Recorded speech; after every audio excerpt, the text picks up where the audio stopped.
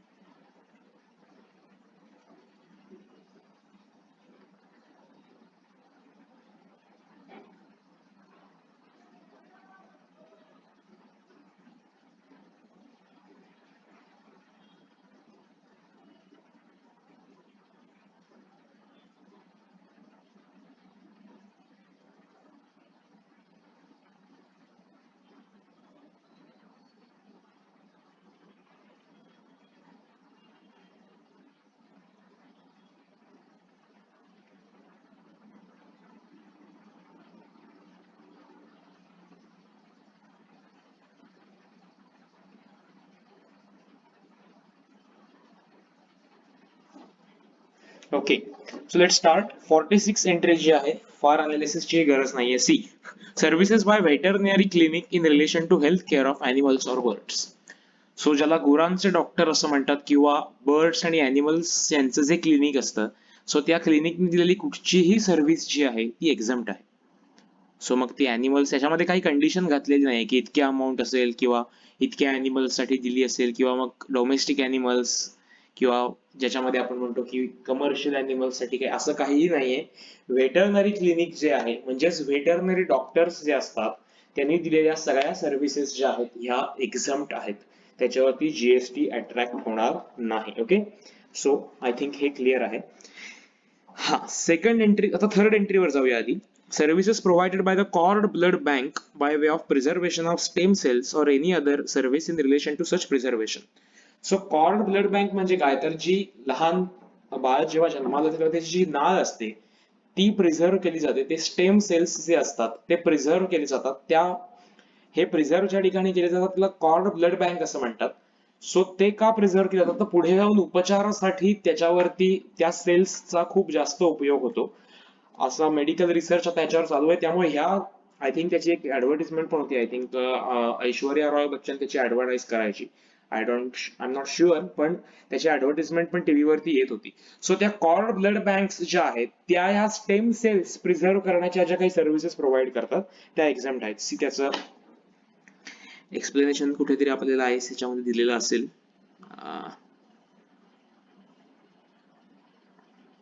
No, त्यांनी काही explanation दिलेलं नाहीये. सो पण 73 मध्ये ज्या सर्व्हिसेस आहेत त्या त्याच आहेत की कॉर्ड ब्लड बँक्स, त्यांना स्पेसिफिक दर्जा आहे. ते नॉर्मल ब्लड बँक्स नसतात. त्याचे स्टेम सेल्स असतात म्हणजे जी बाळाची नाळ असते ज्या नाळेमुळे त्याचं व्हेन ही इज इन वूम त्याचं पोषण होत असतं. सो ते सेल्स जे ते कुठेतरी प्रिझर्व करून ठेवले जातात आणि मग ते मेडिकल ऍडव्हान्समेंटसाठी युज केले जातात. सो ती जी बँक आहे ती जे काही चार्जेस रिकव्हर करेल they will be exempt from GST. So या दोन छोट्या छोट्या एंट्री आपण पहिल्या कव्हर केल्या. Now the most important entry जी हेल्थ केअर साठी आहे, सगळ्या डॉक्टर्स साठी, सगळ्या पॅरामेडिक्स साठी जी महत्वाची आहे. Let's see the thing. Services by way of clause A, healthcare services by a clinical establishment, an authorized medical practitioner or paramedics.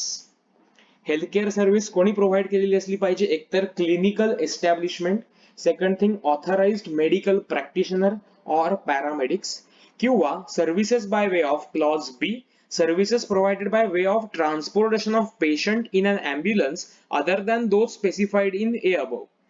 म्हणजे काय तर तुम्ही जर का ॲम्ब्युलन्स सर्व्हिस ही क्लिनिकल एस्टॅब्लिशमेंटनेच दिली असेल तर ती ऑब्व्हियसली एक्झम्प्ट आहे. पण जर तुम्हाला माहिती असेल तर काही प्रायव्हेट ॲम्ब्युलन्सेस असतील, see for example in Ratnagiri तुम्ही जर सिव्हिल हॉस्पिटलच्या समोरच्या बाजूला काही ॲम्ब्युलन्स उभ्या असतात ज्या काही पॉलिटिकल पार्टीजच्या असतात. से फॉर एक्झाम्पल मी ज्या ॲम्ब्युलन्स बघतो त्या शिवसेना या पॉलिटिकल पार्टीजच्या आहेत, किंवा त्या काही प्रायव्हेट ॲम्ब्युलन्सेस असतात. सो जरी प्रायव्हेट ॲम्ब्युलन्सची सर्व्हिस प्रोव्हाइड केली असेल, कारण त्यांनी काय म्हटलंय बघा, services provided by way of transportation of a patient in a ambulance other than those specified in A above. म्हणजे क्लिनिकल एस्टॅब्लिशमेंट, पॅरामेडिक्स आणि ऑथराइज मेडिकल प्रॅक्टिशनर सोडून जर कोणी ॲम्ब्युलन्स सर्व्हिस प्रोव्हाइड केली असेल bye way of transportation of patient तर ती service एक्झम्प्ट आहे. थोडक्यात ॲम्ब्युलन्स जे चार्जेस रिकव्हर केले जातील ते चार्जेस वरती जीएसटी अट्रॅक्ट होणार नाही. It will be a exempt service. Okay, so आता ते अदर दॅन ए अबोवचं एक्झाम्पल मी तुम्हाला सांगितलं की त्या प्रायव्हेट ॲम्ब्युलन्सेस सुद्धा असू शकतात. बऱ्याच वेळेला हॉस्पिटल्सच्या ॲम्ब्युलन्सेस असतात, पण काही वेळेला ॲम्ब्युलन्सेस हे प्रायव्हेटही असतात. से फॉर एक्झाम्पल आपल्याकडे नाणीजला श्री नरेंद्र महाराज यांचा ट्रस्ट आहे, नाणीज देवस्थानचा. सो त्यांच्याही ॲम्ब्युलन्स रुग्णवाहिका सेवा प्रोव्हाइड केल्या जातात, किंवा पॉलिटिकल पार्टीजच्या असतात, किंवा काही ठिकाणी काही चॅरिटेबल ट्रस्टच्या या फॅसिलिटीज असतात. सो ॲम्ब्युलन्स सर्व्हिस कुणीही प्रोव्हाइड केली तरी सुद्धा ती एक्झम्प्टच आहे. सी, पेशंट जर पेशंट जर घरातून हॉस्पिटलमध्ये किंवा हॉस्पिटलमधून घरी जात असेल ॲम्ब्युलन्स मधून तर ती सर्व्हिस एक्झम्प्ट आहे. जर हॉस्पिटलमधून त्याला स्मशानभूमीकडे नेणार असला so it is a transportation of deceased, it is not even a supply. So पेशंटला कुठेही मेडिकल फील्डमध्ये जीएसटी पे करावा लागणार नाही. It will be exempt. ठीक आहे. सो यातला सेकंड क्लॉज होता तो मी पहिला कंप्लीट केला. आता ह्या क्लॉज कडे येऊया, क्लॉज ए कडे. Health care services by a clinical establishment, authorise medical practitioner आणि पॅरामेडिक्स. आता ह्या तिन्हीचा अर्थ आपण समजून घेऊ. बेसिकली क्लिनिकल एस्टॅब्लिशमेंट म्हणजे काय तर हॉस्पिटल, नर्सिंग होम. आता नर्सिंग होम म्हणजे काय असतं तर बेसिकली ज्या ठिकाणी रुग्णावरती उपचार करण्यासाठी ज्या फॅसिलिटीज आहेत, मग ते ऑक्सिजन सिलेंडर्स असतील किंवा क्लिनिंग अँड ड्रेसिंग फॅसिलिटीजच्या ट्रेंड नर्सेस तिथे असतील. सो ती जे हाऊस असतं किंवा ती जी अरेंजमेंट असते त्याला हॉस्पिटल नाही म्हणतायत, because it is not equipped with all the medical facilities. Okay, पण ते नर्सिंगसाठी ॲडिक्वेट असतं की तुम्हाला त्या पेशंटला ज्या बेसिक मेडिकल केअर आवश्यक असते ती सगळी त्या फॅसिलिटीज इथे उपलब्ध केलेल्या असतात. आता आपल्याकडे मला रत्नागिरीमध्ये एक्झाम्पल आठवत नाही, पण in Pune or in Mumbai I have seen such nursing homes की ज्या ठिकाणी आता अशी पोझिशन आहे की पेशंटला हॉस्पिटलाइज करून काही उपयोग नाहीये, पण पेशंटला घरी मेडिकल फॅसिलिटीज अवेलेबल करता येणं शक्य नाहीये. सो मग अशा पेशंटना आता नर्सिंग होम्स मध्ये ठेवलं जातं की ज्या ठिकाणी त्यांची मेडिकल केअर प्रॉपर होऊ शकेल, पण it is not a hospital. Okay, so hospitals, nursing home, clinics म्हणजे जे छोटे छोटे दवाखाने असतात ते, त्याच्यानंतर sanatorium or any other institution by whatever name called. So या पद्धतीचे जे सगळ्या मेडिकल एस्टॅब्लिशमेंट्स आहेत किंवा क्लिनिकल एस्टॅब्लिशमेंट्स आहेत त्यांना एक्झम्पशन दिलेलं आहे, की त्यांनी दिलेल्या सर्व्हिसेसना एक्झम्पशन दिलेलं आहे. ओके, सॅनेटोरियम म्हणजे आरोग्य भवन त्याला असं म्हटलं जातं. ऍक्च्युली सॅनेटोरियम म्हणजे काय असतं तर it is a long term illness जिथे असतो ना, किंवा टीबी किंवा अशा पद्धतीने, तर तिथे हवा पालट करण्यासाठी किंवा चांगल्या हवेमध्ये राहण्यासाठी म्हणून ती फॅसिलिटी अवेलेबल करून दिली जाते. सो त्याला सॅनेटोरियम असं म्हणतात. So hospital, nursing home, clinic, sanatorium किंवा कुठचेही अदर इन्स्टिट्यूशन, जर तुम्ही काहीही नाव द्या, ज्या facilities, diagnosis, treatment, care, illness, injury, deformity या सगळ्यासाठी ज्या सर्व्हिसेस प्रोव्हाइड केल्या जातात त्याला क्लिनिकल एस्टॅब्लिशमेंट मुळामध्ये म्हटलं जातं. So diagnostic or investigative services of diseases provided by pathology labs are not liable to GST. See, even pathology labs are cover there. Pathology lab ज्या ठिकाणी तुम्ही ब्लड टेस्टिंग साठी जाता किंवा ज्या ठिकाणी तुमचे urine samples, spit samples, stools samples test केली जातात, सो या पॅथॉलॉजी लॅब्सच्या सर्व्हिसेस ज्या आहेत या सुद्धा ह्याच्यामध्ये एक्झम्प्ट केलेले आहेत. सो क्लिनिकल एस्टॅब्लिशमेंट म्हणजे या सगळ्या प्रकारच्या clinical establishments. Authorise medical practitioners म्हणजे काय तर medical practitioners registered with any of the councils of recognise system of medicines established or recognised by law in India. So भारतामध्ये ज्या रेकॉग्नाइज सिस्टीम्स आहेत, मग आयुर्वेद असेल, ॲलोपॅथी असेल किंवा सिद्धा युनानी असेल, तर ह्या ज्या काही रजिस्टर्ड काउन्सिल्स आहेत त्याच्याकडे रजिस्टर्ड असलेले डॉक्टर, थोडक्यात बोगस डॉक्टर नकोय, किंवा मी काहीतरी खूप मोठा अभ्यास केलेला आहे आणि म्हणून मी आता मला सगळ्याची नॉलेज आहे म्हणून मी डॉक्टर आहे असं नकोय. तुम्ही रजिस्टर्ड डॉक्टर असले पाहिजेत, तरच तुम्ही ऑथराइज मेडिकल प्रॅक्टिशनरच्या स्कोप मध्ये कन्सिडर होऊ शकता. सो त्यांना रिक्विजिट क्वालिफिकेशन पण लागतं to practice in any recognise system of medicines in India. तर तुम्ही डॉक्टर्स कडे कधी गेलात ना, तर डॉक्टर्स कडे ते सर्टिफिकेट, जसं सीए कडे सर्टिफिकेट ऑफ प्रॅक्टिस असतं, सीए ला आयसीआय कडे रजिस्ट्रेशन घ्यावं लागतं, रजिस्टर्ड व्हावं लागतं, तसंच प्रत्येक डॉक्टरला इंडियन मेडिकल काउन्सिल किंवा मग त्या प्रत्येकांच्या ज्या ब्रांचेस असेल त्या काउन्सिल्सकडे रजिस्ट्रेशन घ्यावं लागतं. आयुर्वेदिक काउन्सिल असेल किंवा युनानीची काउन्सिल असेल, त्यांच्याकडे रजिस्टर व्हावं लागतं. असंच मी डॉक्टरची डिग्री मिळवली म्हणून मी आता प्रॅक्टिस करतो आणि मी आता दवाखाना ओपन करतो असं नसतं. त्या प्रत्येक डॉक्टरचं एक रजिस्ट्रेशन असतं, त्यांना काहीतरी professionally they are binding with that institute. So असे जे रजिस्टर्ड लोक आहेत त्यांनाच फक्त रजिस्टर्ड ऑथराइज मेडिकल प्रॅक्टिशनर मध्ये कन्सिडर केलेलं आहे. आणि पॅरामेडिक्स म्हणजे काय, तर paramedics are not actually doctors, but they are supportive doctors we can say, supportive medical services जे असतात ते प्रोव्हाइड करतात. Say for example nursing staff असतो, सो इव्हन त्या नर्सेसचंही ट्रेनिंग झालेलं असतं. So in case of emergency they can give the heart pump और हार्ट काय आपण त्याला म्हणतो, जे पंपिंग करावं त्याचं टेक्निक त्यांना माहिती असतं, किंवा ते इंजेक्शन जी काही प्रायमा फर्स्ट एड म्हणून इंजेक्शन्स काही पंच द्यावी लागत असतील तर they can inject that medicine. So त्यांना basic medicines knowledge. Yes, they are not doctors, they are not MDs और they are not MBBS, but they have basic knowledge. So त्यांना नर्सिंग स्टाफ किंवा फिजिओथेरपिस्ट जे असतात, physiotherapy देण्यासाठी जे लोक आहेत, किंवा टेक्निशियन्स असतात, लॅब असिस्टंट्स असतात, सो हे जे लोक आहेत यांना पॅरामेडिक्स मध्ये कन्सिडर केलेलं आहे. सो यांनी दिलेल्या सर्व्हिसेस सुद्धा टॅक्स मधून एक्झम्प्ट केलेल्या आहेत. Okay, so services by them in a clinical establishment would be in the capacity of employee and not provided in independent capacity and will thus be considered as services by such clinical establishment. आता बऱ्याच वेळेला काय होतं की समजा मी हॉस्पिटलमध्ये गेलो, okay, आणि त्या हॉस्पिटलमध्ये मला ट्रीट करण्यासाठी एखादी नर्स आहे किंवा एखादा पॅरामेडिक फिजिओथेरपिस्ट आहे. Now that physiotherapist is actually treating मी, पण काय होतं की तो फिजिओथेरपिस्ट हा त्या हॉस्पिटलचा एम्प्लॉई असतो. सो एनिवे तो हॉस्पिटल मला ट्रीटमेंट देत असतो, तो फिजिओथेरपिस्ट मला ट्रीटमेंट देत नसतो. किंवा काही ठिकाणी जेव्हा हे पॅरामेडिक्स इंडिपेंडेंट कॅपॅसिटी मध्ये वर्क करत असतात, से फॉर एक्झाम्पल लास्ट इयर और in last 5 years when my grandfather was ill, माझे आजोबा जेव्हा आजारी होते, in his critical condition we had to arrange a nurse who she was trained and she was able to do all the tasks in case of emergencies. So in that case ती आपल्या individual capacity मध्ये काम करत होती. So when we are giving money to him it was in her individual capacity. पण जेव्हा मी hospitalise एखाद्या पेशंटला करतो आणि तिथे त्याला ह्याच लोकांकडून सर्व्हिस मिळते, the service is actually given to him by that establishment and not that employee. कारण तो माणूस हा त्या एम्प्लॉयमेंट एस्टॅब्लिशमेंटचा एम्प्लॉई म्हणून काम करत असतो. सो एनिवे दोन्ही पद्धतीने जरी सर्व्हिस दिली गेली तरी ती एक्झम्प्टच आहे. ओके, सो इंडिपेंडंट कॅपॅसिटी मध्ये जरी सर्व्हिस दिली गेली तरी सुद्धा त्या सर्व्हिसेस एक्झम्प्टच आहेत. आता आपण पॅरामेडिक्स, ऑथराइज प्रॅक्टिशनर आणि एस्टॅब्लिशमेंट म्हणजे काय बघितलं. आता हेल्थकेअर सर्व्हिसेस म्हणजे काय ते बघूया. So healthcare services means any service bye way of diagnosis. So तुम्ही डायग्नोसिस करता की तुम्हाला काय झालं आहे, और ट्रीटमेंट, तुम्ही त्याच्यावर ट्रीटमेंट करता, और केअर फॉर इलनेस, तुमची काळजी घेतली जाते आजारपणामध्ये, injury sorry care for illness, injury, deformity, abnormality और pregnancy. Even pregnancy is included, पण प्रेग्नन्सी हा काही डिसीज नाहीये, स्टील त्या ठिकाणी मेडिकल केअर जी आहे ती इन्व्हॉल्ड असते. सो इंजुरी, इलनेस म्हणजे आजारपण आहे, इंजुरी म्हणजे दुखापत झालेली आहे, डिफॉर्मिटी म्हणजे काहीतरी नैसर्गिकपणे काहीतरी दोष आहे, किंवा ॲबनॉर्मॅलिटी काहीतरी अपवादात्मक परिस्थिती आहे, किंवा प्रेग्नन्सी. सो ह्या पाचही केसेसमध्ये ज्या वेळेला केअर केली जाते, ट्रीटमेंट केली जाते, डायग्नोसिस केलं जातं, त्याला मेडिकल सर्व्हिस म्हणतात. पण महत्वाची गोष्ट, recognise system of medicines. So recognise system of medicines असणं आवश्यक आहे. आता रेकॉग्नाइज सिस्टीम ऑफ मेडिसिन्स कुठच्या आहेत, तर त्यांनी एक लिस्ट दिलेली आहे. See, allopathy, yoga, naturopathy, Ayurveda, homeopathy, Siddha, Unani आणि एनी अदर सिस्टीम.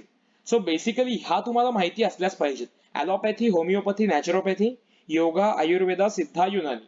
सो या 7 केसेस आहेत. आता तुम्हाला एक्झाम मध्ये प्रश्न कसा दिला जातो, फेमस प्रश्न आहे, रेकी.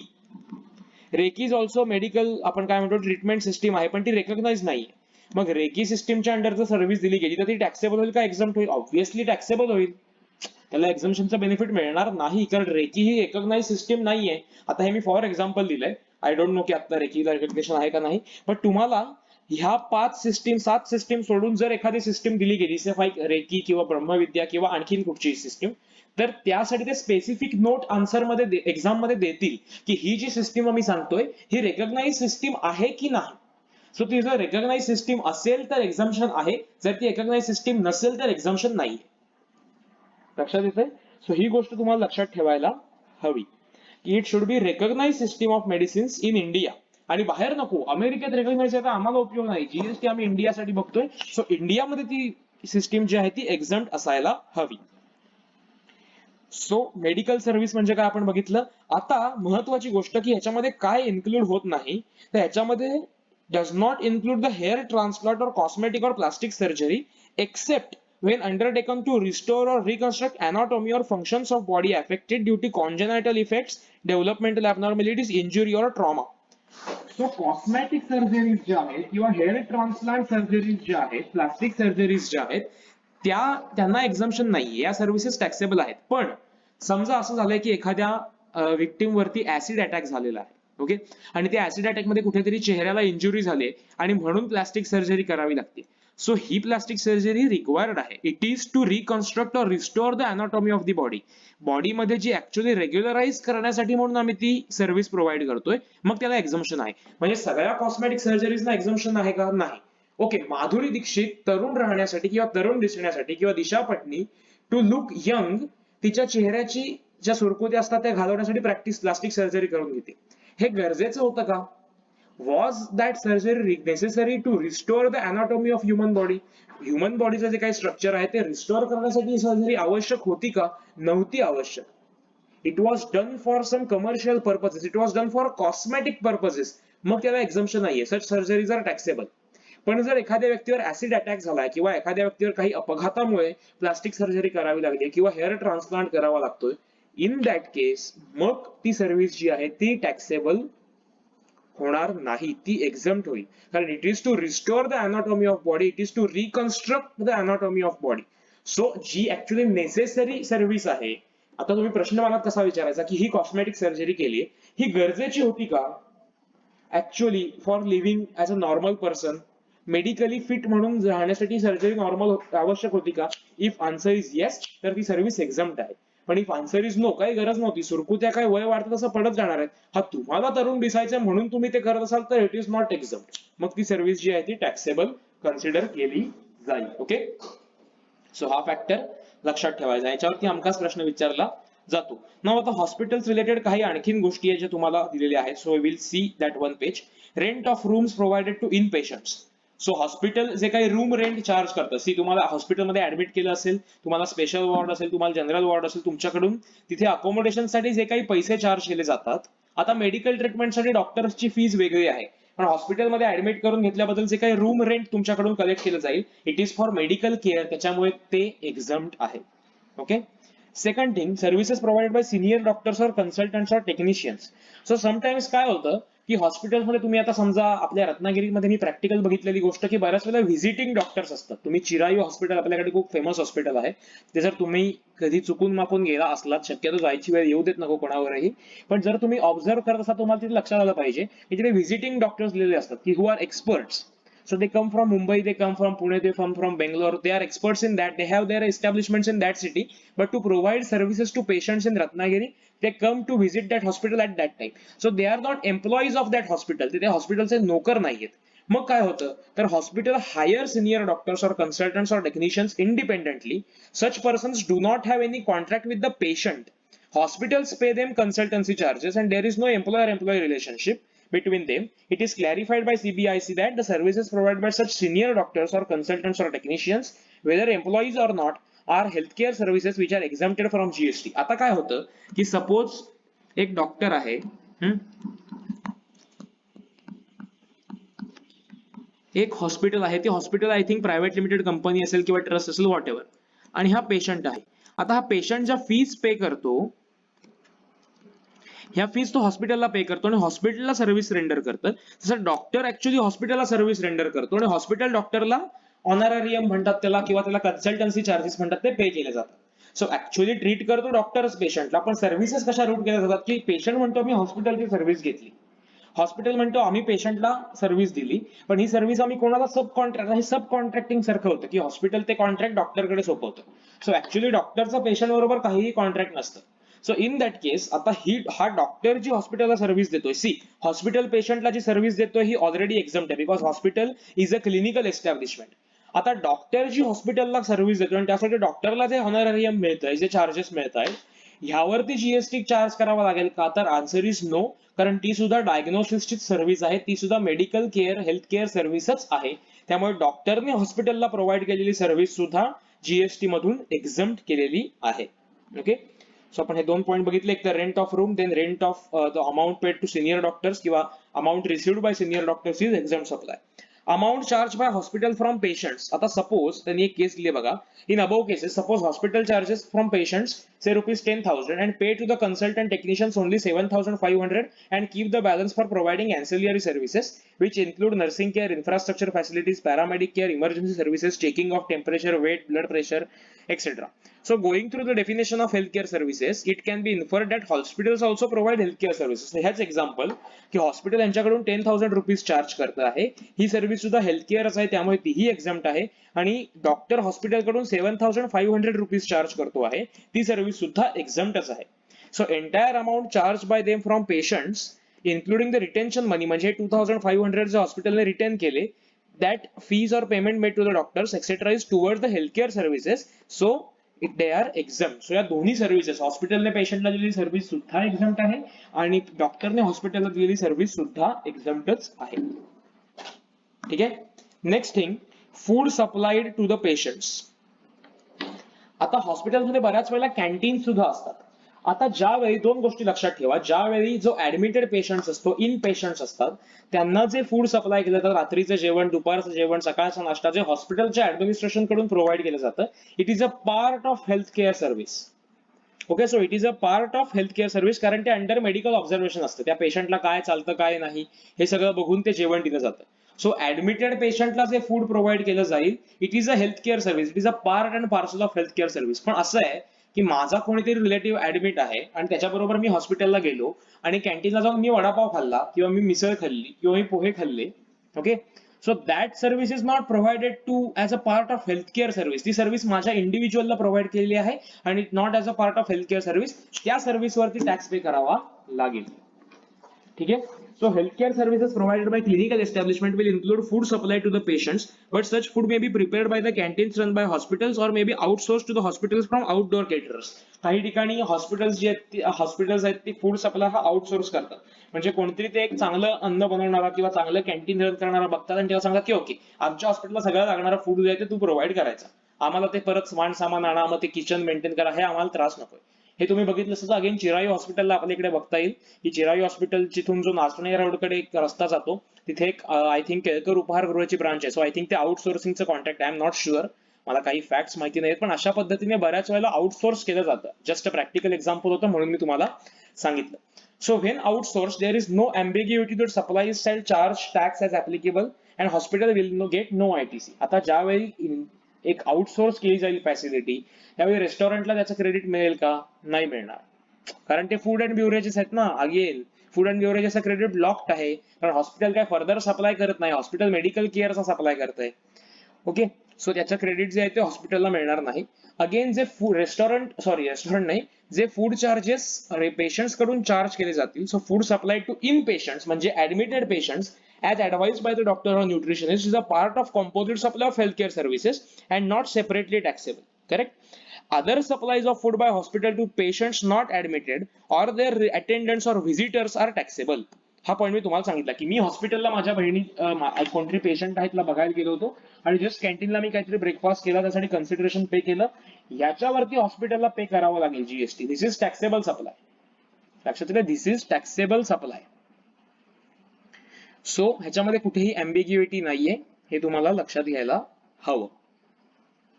जे इन पेशंट्सला ऍडमिटेड पेशंट्सला जे फूड सप्लाय केलं जाईल, it is a part of that health care service, कारण ते ऍडमिट आहेत, त्यांच्यावर मेडिकल ट्रीटमेंट चालू आहे. पण जे अटेंडंट्स आहेत किंवा जे इन पेशंट्स नाहीयेत, म्हणजे नुसतेच डॉक्टरकडे तपासायला आलेले होते आणि जर त्यांनी त्यांच्या काय प्रिस्क्रिप्शन लिहून घेतलं, फी दिली आणि पुढे झाले, दे आर नॉट इन पेशंट, ते ऍडमिट झालेले नव्हते ट्रीटमेंटसाठी, तर त्यांनी काही फूड कंझ्युम केलं असेल किंवा त्यांच्या अटेंडंट्स व्हिजिटर्सनी काही फूड कंझ्युम केलं असेल तर it is not exempt supply, it is a taxable supply. Okay, so ह्या गोष्टी ज्या आहेत त्या आपल्याला लक्षात घ्यायला हव्यात. And lastly services other than health care services in clinical establishment or premises. So supply of services other than healthcare services such as renting of shops, auditoriums in the premises of clinical establishment, display of advertisements, etc. will be subject to GST. So for example, आता परत चिराई हॉस्पिटलचं example आहे, त्याच्या बाहेर एक board आहे बघा, त्याच्यावर काहीतरी एक मुंबईच्या हॉस्पिटलची किंवा वेगळ्या क्लिनिकल याची ऍडव्हर्टिजमेंट डिस्प्ले केलेली आहे. सो हे ऍडव्हर्टिजमेंट बोर्ड डिस्प्ले करण्यासाठी हॉस्पिटल मॅनेजमेंट जी आहे ती काहीतरी कमिशन किंवा कन्सिडरेशन चार्ज करते, ही सर्व्हिस एक्झम्प्ट नाहीये.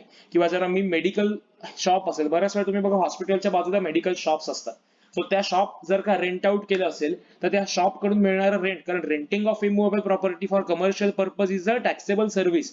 सो ही सर्व्हिस टॅक्सेबल आहे, ती क्लिनिकल आहे म्हणून ती काय एक्झम्प्ट होणार नाही. फक्त हेल्थकेअर सर्व्हिसेस ज्या सांगितलेल्या आहेत त्या एक्झम्प्ट आहेत. त्यामुळे ह्या ज्या बाकीच्या फॅसिलिटीज आहेत ते लक्षात ठेवा. ICAI अख्खा एक हॉस्पिटलसाठीचा प्रश्न फ्रेम करून तुम्हाला आन्सर लिहायला त्याच्यावरती लावू शकते. सो ही सर्व्हिस आपल्यासाठी खूप महत्वाची होती. So we have taken a separate lecture for the same. So next लेक्चरला आपण पुढचा पार्ट बघूया. तुमचं काम असं आहे की तुम्ही हा चॅप्टर रीड करत राहायचं, कारण आता अल्टिमेटली आपण सिलेबस कंप्लीट केल्यासारखा आहे. या एंट्रीज ज्या आहेत त्या मी 1 बाय 1 पोस्ट करत राहणार आहे, पण तुमचं काम असं आहे की तुम्ही आता तुमचा रिव्हिजन पॅटर्न जो आहे तो स्टार्ट करायचा आहे, तुम्हाला स्टडी जो आहे तो स्टार्ट करायचा आहे. ओके, एक्झाम्पशनचा पार्ट तुम्ही जसं मी लेक्चर्स करत जाईल, डिलिव्हर करत जाईल, तसं तुम्ही कंप्लीट करत जा. अदरवाईज आपल्या जीएसटीच्या सिलेबसला एका पद्धतीने कम्प्लिशन मिळालेलं आहे. सो तुम्ही तुमचा रिव्हिजनचा पॅटर्न तो सेट करून रिवाइज करायला सुरुवात करा. Okay, so we'll stop this lecture here. We will record next lecture for the next category. Bye.